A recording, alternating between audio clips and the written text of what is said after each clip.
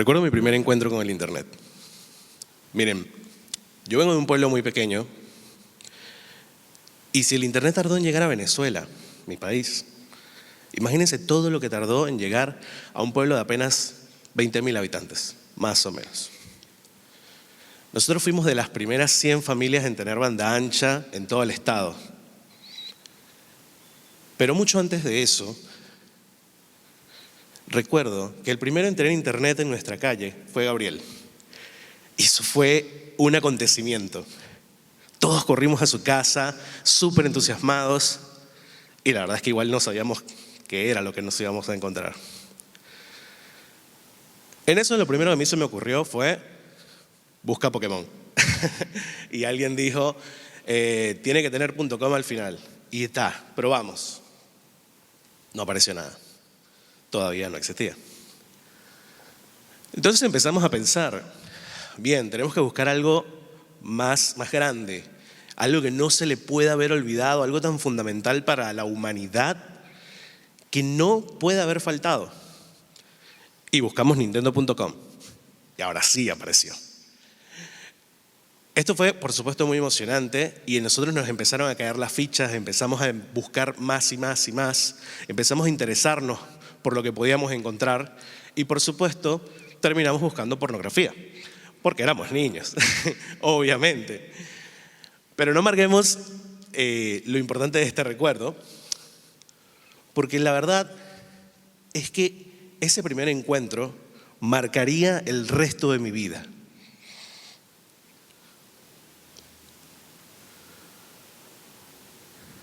Bien, esa inocencia con la que nosotros encontramos ese Internet es la inocencia con la que la mayoría de las personas se encuentran ante la web 3.0. Las blockchain, las criptomonedas, los metaversos, los NFTs, todas esas tecnologías nuevas. Es más, la misma palabra web 3 o 3.0 ya es bastante nueva, ya es bastante impactante. Lo que nos lleva a pensar, ¿qué es eso? Es más, si hay una web 3, ¿cuál fue la 2.0? ¿Cuál fue la 1.0? Y ahí llegamos a esto. A ver, la primera web fue esa que conocimos al principio, donde podíamos entrar, ver un contenido, leerlo, y no hacíamos mucho más que eso. Poco a poco fue evolucionando y empezaron a aparecer los emails, empezaron a aparecer los blogs, empezaron a aparecer los foros y estábamos comentando el contenido. Y esto poco a poco evolucionó hasta que habían páginas que eran literalmente solo interacciones entre usuarios. Aparecieron las redes sociales y ¡boom! La web 2.0 llegó. Y muchos pensarán, bueno, pero yo todavía utilizo redes sociales, o sea, ¿por qué estoy en el pasado? Y no, lo que pasa es que la web 2.0 sigue vigente, seguimos utilizándola. Lo que pasa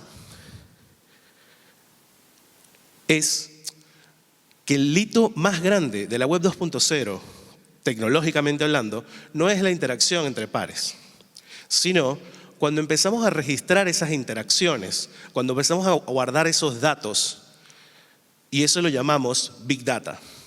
Y eso lo utilizamos, por ejemplo, en marketing, para vender mejor. O lo utilizamos, por ejemplo, en la industria tecnológica, para producir mejor. Y lo que podemos hacer con esto es tratar de predecir esos hábitos de consumo. Y eso de todos ustedes, de todos los usuarios. Y eso, por supuesto, tiene muchísimas implicaciones. La web 3 lo que viene a cambiar es que ahora no se enfoca en los objetivos de una empresa, no, sino en los objetivos de la comunidad y de todas esas personas que consumen este Internet de todos nosotros. El gran problema con eso es que la web 3 es una iniciativa que no está tratando de venderte nada todavía, que no está tratando de agradarte, solamente está tratando de nacer. Y por eso su adopción es tan difícil, porque todavía tenemos que llegar a ese punto en el que lo hagamos fácil de entender. Pero bueno, hey, vamos a dar un paso atrás y hagámoslo fácil de entender. La 1.0, desde 1990 hasta 2004. ¿Y qué teníamos allí? Lectura. 2.0, 2004 hasta el tiempo presente. ¿Y qué tenemos allí? Leer y escribir. Y después llega la 3.0, donde podemos leer, escribir y poseer. ¿Pero por qué poseer? No sé si ustedes lo saben, pero cuando utilizan una plataforma 2.0, el contenido que ustedes generan no les pertenece. Si bien ustedes son los autores, ese contenido le pertenece a la empresa de la plataforma en la cual están publicando.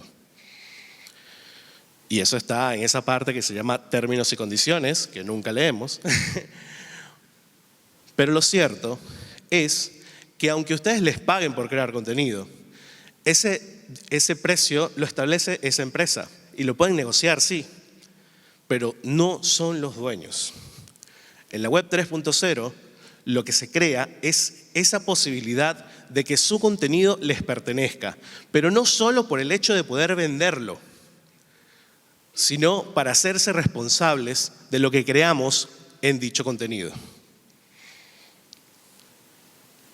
Voy a darles un ejemplo quizás más fácil de cómo digerir esta tecnología.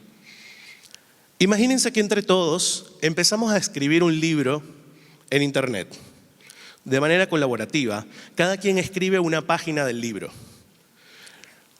No puedes editar la página de otra persona, salvo que esta persona te lo permita. Y todos pueden leer el libro y participar si lo desean, pero eso sí, todo lo que va a ser publicado tiene que pasar por agentes validadores, que lo que hacen es verificar que se cumplen las normas del libro, ortografía, gramática, las que definamos. Para Manuel, ¿y esto no lo podemos hacer en la 2.0? Sí, existen plataformas para escribir Google Docs, por ejemplo. ¿Qué diferencia tiene esto? Que el contenido, aunque ustedes sean los autores y tengamos múltiples autores, quien define qué se puede hacer con esa tecnología es Google. Y mientras ese libro que escribimos esté en los servidores de Google, le pertenece a esa empresa. En la web 3.0, nosotros creamos la tecnología para escribir el libro. Escribimos el libro y también lo leemos. Y decidimos qué se puede y qué no se puede publicar en ese contenido. Y no importa si es un libro de ciencias, si es un libro contable, si es un libro, el acta constitutiva de una empresa o de un país. No importa ni siquiera si es un libro para niños. Lo que importa es que nosotros decidimos qué se puede y qué no se puede, y que todas las páginas de ese libro están al mismo tiempo en una red gigantesca de cómputo, donde quienes son esos agentes validadores que les mencioné anteriormente, los llamamos mineros. Pero no piensen en gente que baja con un casco y un pico a una cueva. No, ni tampoco es la única forma de validar.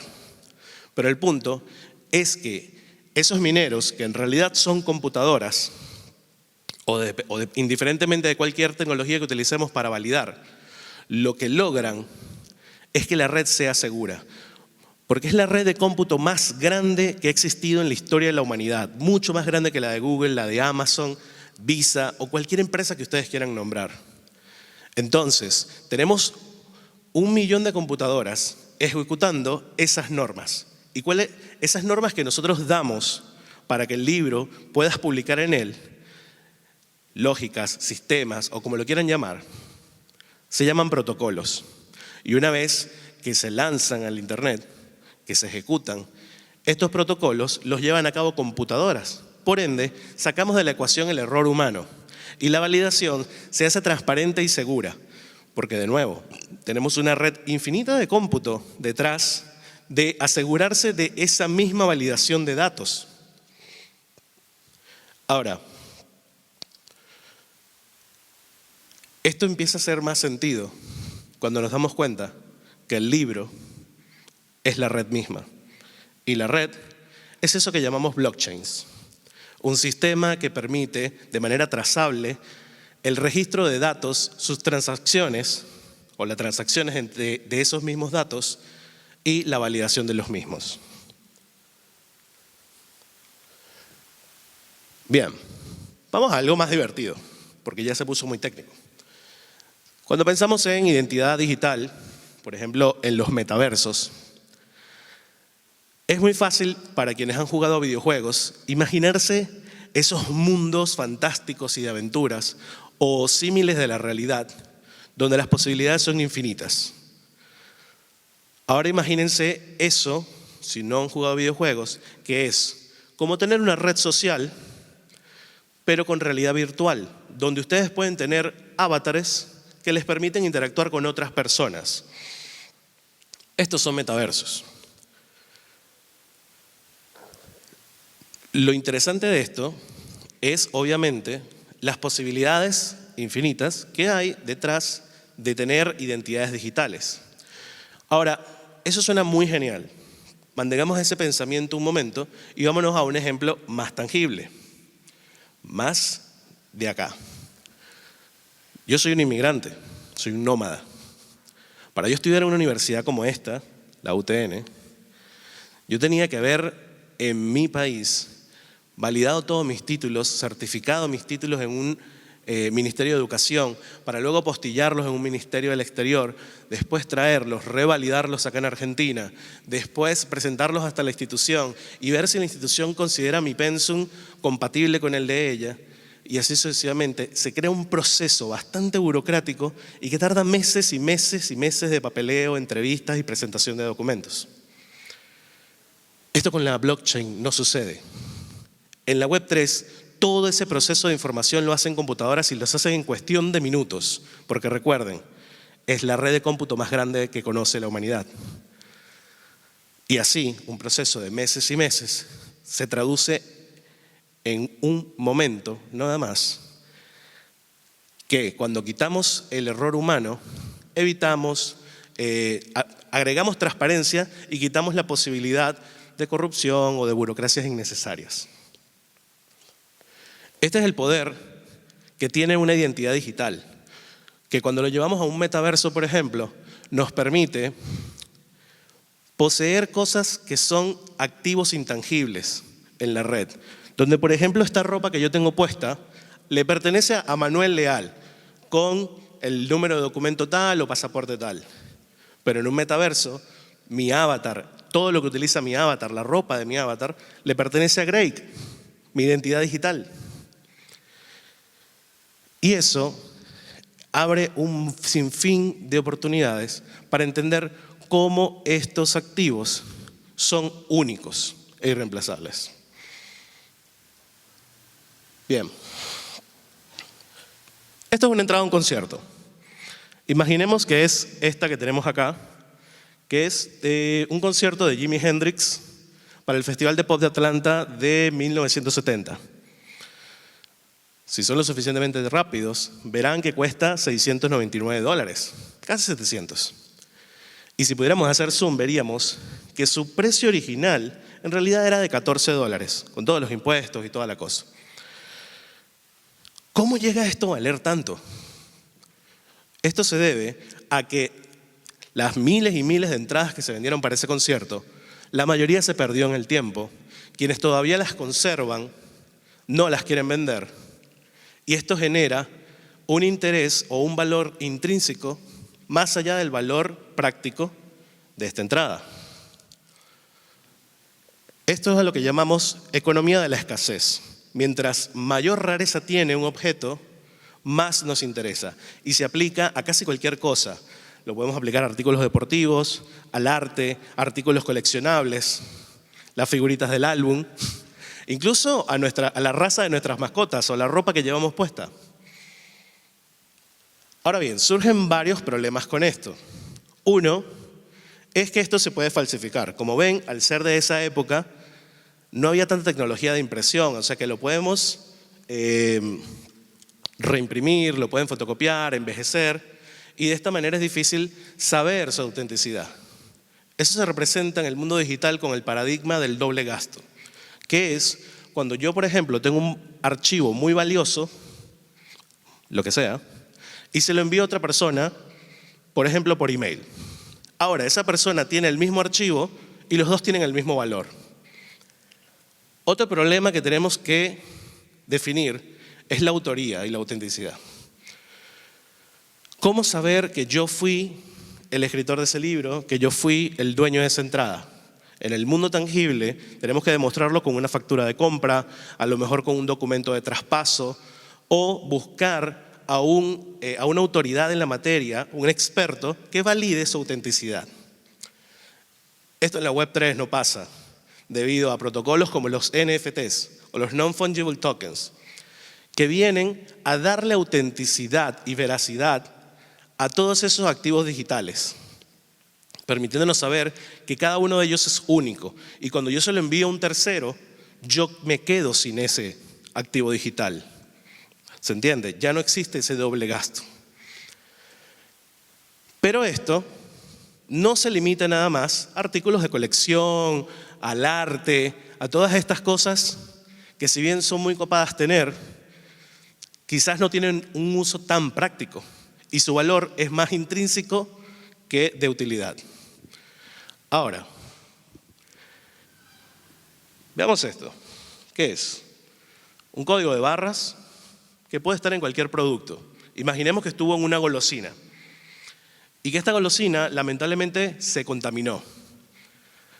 Ahora, tenemos dos problemas, uno legal y uno de salubridad.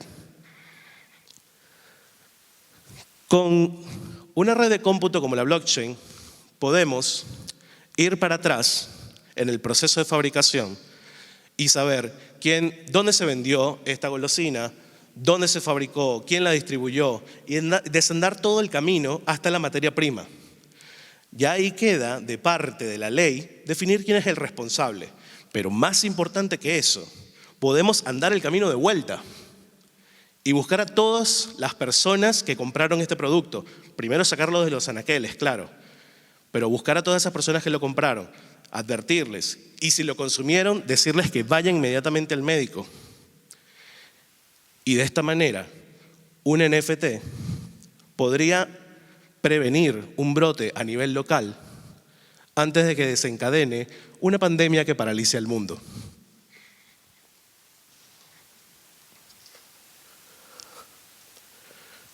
Ahora bien, Manuel, todo esto suena muy utópico.